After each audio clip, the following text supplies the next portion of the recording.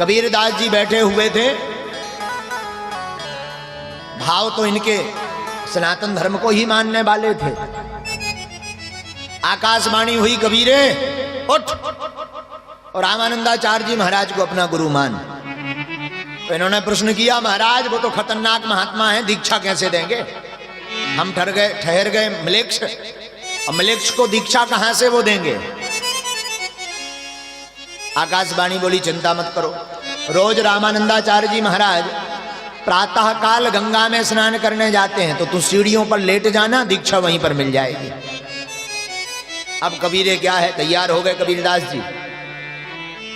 गंगा नदी के किनारे में सीढ़ियां जहां लगी थी, अपने समय पर वो रामानंदाचार्य जी आए तो ये झट से लेट गए। एक ही रास्ता थी आने की और जाने की। और जहां लेटे तो सुबह ब्रह्म मुहूर्त का था, 4 बज रहे थे। रामानंदाचार्य जी महाराज सीढ़ियों पर पैर रखते रखते गए और धोखे से कबीर के खपाड़ पर पैर रख गया, सिर पर पैर रख गया। और जहां पैर रखा सोई चिल्ला उठे, अरे अरे राम कहो, राम कहो, राम कहो, उठ बैठो भाई, राम कहो, राम कहो। कबीर प्रसन्न हो गए और बिना बात किए वहां से प्रणाम करके भाग लिए। बोले ये बढ़िया रहा, लात भी पड़ गई और मंत्र भी मिल गया, राम कहो, राम कहो। हाँ, और ध्यान दीजिएगा, ध्यान मूलम गुरुर्मूर्ति, पूजा मूलम गुरुर्पदम, मंत्र मूलम गुरुर्वाक्यम, मोक्ष मूलम गुरु कृपा। मंत्र के लिए गुरु अगर मंत्र ना भी दे तो गुरु वाक्य ही मंत्र का काम करते हैं। कबीरदास जी ने सोचा भैया नाम तो मिल गया, मंत्र मिल गया, चलो भाग लेते हैं। और कबीरदास जी भग गए, 12 अंगों में तिलक लगाने लगे, कंठी पहनने लगे और सबसे जोर जोर से कहने लगे, हमारे गुरु जी तो रामानंदाचार्य जी हैं। पूरे में हवा फैल गई कि बताओ तो रामानंदाचार्य जी महाराज ने एक म्लेच्छ को दीक्षा दे दी। महाराज जी के पास खबर पहुंची, महाराज जी ने बुला लिया, इधर आओ भाई, इधर आओ। पर्दा के बाहर कबीर को बैठा दिया, पर्दा के भीतर महाराज जी बैठ गए। बोले बताओ भाई हमने दीक्षा कब दी? बोले महाराज आपने गंगा किनारे दी। अरे भाई दी कब? बोले सुबह ब्रह्म मुहूर्त में 4 बजे के लगभग दी। भाई अच्छा तू सबको बताता फिरता कि हम तेरे गुरु हैं तो गुरु मंत्र दिया होगा, बता गुरु मंत्र क्या है? बोले महाराज गुरु मंत्र सबको नहीं बताना पड़ता है। हाँ, होरे मंत्र जब करे दुराहु, मंत्र तभी फूटता है जब गुप्त रखा जाए। क्या किया जाए? सबको भगा दिया। बता भाई कौन सा मंत्र दिया? बोले महाराज आपने जब पैर रखा था तब कहा था राम राम कहो भाई उठो, राम राम कहो भाई उठो, यही तो गुरु मंत्र है। बोले बेटा ऐसा क्यों तुमने मान लिया?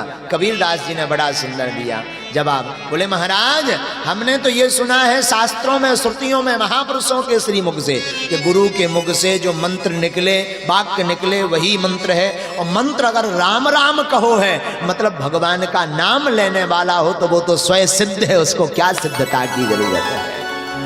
आहा, फिर क्या था? गुरुदेव ने पर्दा हटाया, कबीर बाबा को गले से लगा लिया। और फिर कबीर इतने सिद्ध भय कि बड़े विचित्र भय, उन्होंने भक्ति के बड़े उपदेश दिए। कबीरा खड़ा बाजार में लिए लकुटिया हाथ, और जो घर फूके आपनो सो चले हमारे साथ। कबीरदास जी खड़े हैं बाजार में, एक हाथ में लकुटिया लिए और चिल्ला रहे, सुनो कोई हमारे साथ चलना चाहता? हाँ बाबा जी हम भी चलेंगे। अब कई बार आदमी फिल्मों में आ भी जाता है, महापुरुषों को गुरुजनों को देखता, भैया गुरुजी तो बड़ा चकाचक माल पा रहे हैं, खूब रबड़ी मालपुआ खा रहे हैं, हम भी 2-4 दिन ठहर जाएंगे, मोटे ताजे हो जाएंगे। एक गांव में ऐसे एक महात्मा गए तो गांव के चेला थे, सब गांव वालों ने देखो गुरुजी को स्वागत करो, गुरुजी हम बढ़िया मालपुआ खवाए, रबड़ी पिबाई बढ़िया चकाचक, रसगुल्ला खवाए, खूब सेवा भाई। एक गांव को बेचारो ऐसे ही आदमी है तो कम बुद्धि को देखत रहो, बोले गुरुजी के तो बड़े मजा है। बोले एक काम करी हम इनके चेला बने जाए, संगे रह भी सो हम ही मजा ले भी, मालपुआ खे भी, रबड़ी खे भी, चकाचक मोटे ताजो शरीर हो जाए। फिर क्या था ये गुरुजी के चरणों में? बोले महाराज अपनो चेला बना लो हमें। गुरुजी बोले भाई हमारा चेला बनकर क्या करोगे? अरे बोले महाराज झोले ही उठाए रहे भी, थैले ही ले रहे भी, कृपा कर दो बना लो चेला। गुरुजी बोले भाई देखो हम ठहरे साधु आदमी, कभी 56 कभी सफरचक। बोले महाराज दो ही चल है, सफरचक भी 56 ऊके जान सफरचक भी कोनो व्यंजन है। बोला महाराज 56 भी चले सफरचक भी चले, कोई दिक्कत नहीं। बोले भाई पहले सुन ले बात। अरे बोले महाराज गारंटी तुम्हारी कसम। गुरुजी बोले हम यहाँ मान लो, चलता था उठा भाई थैला। अब क्या था, गुरुजी आगे आगे चेला पीछे पीछे, बड़ा स्वागत भैया। दूसरे गांव में गए तो वहां स्वागत हो, जो बोलो जो बढ़िया कन्या धन्य कछु है नहीं, माल खाता रहो, उठाओ थैला। थैला कौन बजनी है 5 किलो को, हम तो एक एक क्विंटल मूड पे धल रहे, जो बढ़िया काम मिले। चेला भी बड़ा प्रसन्न है। गुरुजी भी बोले रुक जा बेटा अबे बताई तुमको। तीसरे दिन गुरुजी गए तो जंगल ही जंगल चले, 40-50 किलोमीटर दौड़ा दो।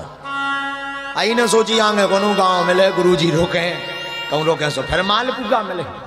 अब भीतर से भूख कुनकुनाने लगी, भीतर से तंतर अजो हर वे सोचे अब गुरुजी रोके।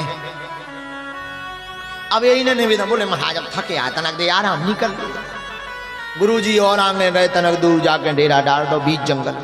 अब जो तो विचार में हतो कौन हुए शिष्य हुई, इनको हुआ है प्रसाद लिया है, फिर खबा है हम खे भी।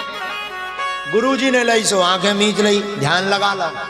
अजो हर वे एड़ाए मुल रहा है खांसे तो गुरुजी जग जाए जल्दी, भूख हमें लगी। हर वे सीताराम, फिर का सीताराम, कहूँ गड़ई बजावे कमंडली बजावे। गुरुजी उठ तो बैठे, आंखें मीच के रह गए थे, भूख लगी है, भटा लौट रहे पेट में। गुरुजी आधा 1 घंटा बाद तनकत काले जगे। अब जगह से जो हाँ बोले महाराज कौन चेला इला बोला, कोले देर हो गई शाम होन जाओ कछु ले आओ। गुरुजी बोले यार बेटा आज तो सफर चक है। चेला बोलो महाराज वही काढ़ो मैं भाड़ में, भूख हमें लगी वही काढ़ो, थैला खोलो हमें बताओ कहाँ धरी हम निकाले। ऊने लाओ सो कमरा मरा गुरुजी को थैला को फेंक दो। बोले ऊमे नहीं, बोले कहाँ है? बोले धूना में। बोले महाराज गड़ो हो जा निकालो। गुरुजी बोले पहले हम पाले फिर तुम पाई हो। चेला बोलो हाउ हाउ जो चलो, जय हो गुरु महाराज, बड़ी कृपा कर दे, हमारे तो प्राणिया कड़ी जाते। गुरुजी ने अपनो कमंडल लवा दो, पानी को करो, उनमें 3 मुट्ठी राख डाली, बढ़िया घोड़ा बनाओ सतुगा सो।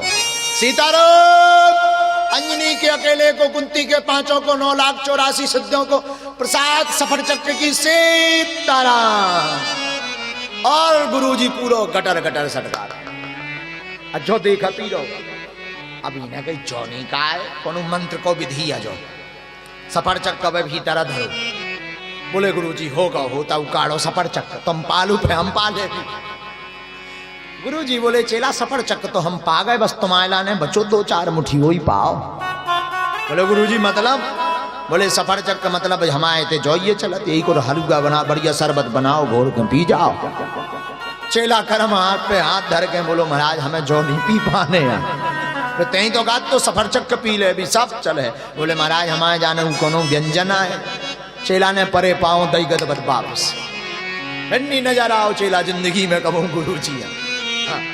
एक बार फिर गुरुजी गांव में गए, बोले चेला बुलाओ फलाने। बोले कहो चलो हो एक ही दिन। बोले महाराज जय जय सीताराम, इतही बने हैं, इतही हम साझे हैं। हाँ।